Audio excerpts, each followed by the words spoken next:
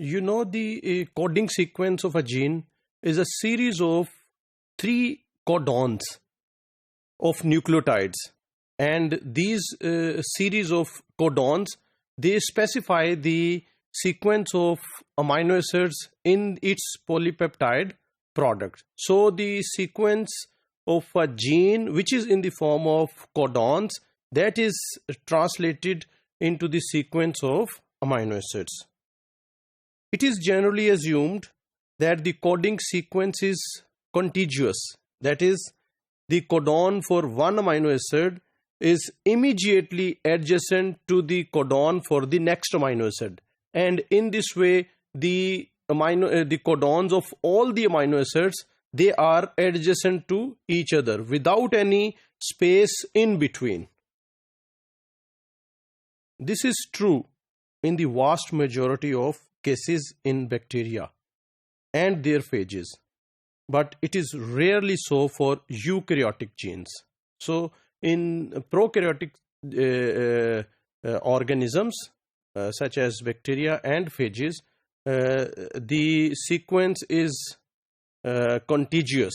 That is, all the codons are adjacent to each other. But in eukaryotes, it is different. In those cases, the coding sequence is interrupted by stretches of non-coding sequences. So the full sequence of gene, that is interrupted by some non-coding sequences. Many eukaryotic genes are thus mosaics consisting of blocks of coding sequences separated from each other by the blocks of non-coding sequences. So if we see a gene, a eukaryotic gene, it will consist of a small sequence of coding sequence, and then a small or longer non-coding sequence, then coding sequence, then maybe a long non-coding sequence. So in this way, a eukaryotic gene is made up of. The coding sequences are called exons, and the non-coding or intervening sequences are called introns. So a gene is composed of exons and introns. Once transcribed into an RNA transcript, the introns must be removed and the exons must be joined together to create the correct mRNA of that gene. Correct means the mRNA with correct amino acid sequence in the protein. So this is, you can see the structure of eukaryotic gene. So in this gene, this is a whole gene and this is a strand of DNA. After transcription, this is primary transcript, or it is also called pre-mRNA. And you can see this contains this green portion, this is exon, and then this yellow portion, this is intron, then this is exon 2, then intron 2, then exon 3. So this a small stretch contains different exons and introns, and after splicing it becomes in this way, and this long stretch is only composed of exons. There is no intron, and then this is transcribed in a protein. This is the structure of gene of eukaryotes. The number of introns found within a gene varies enormously, from 1 in the case of most yeast genes and few human genes, to 50 in the case of chicken pro alpha 2 collagen gene, and to as many as 363 in the case of titin gene of humans. The sizes of the exon and introns, they also vary. Indeed, introns are very often much longer than the exons.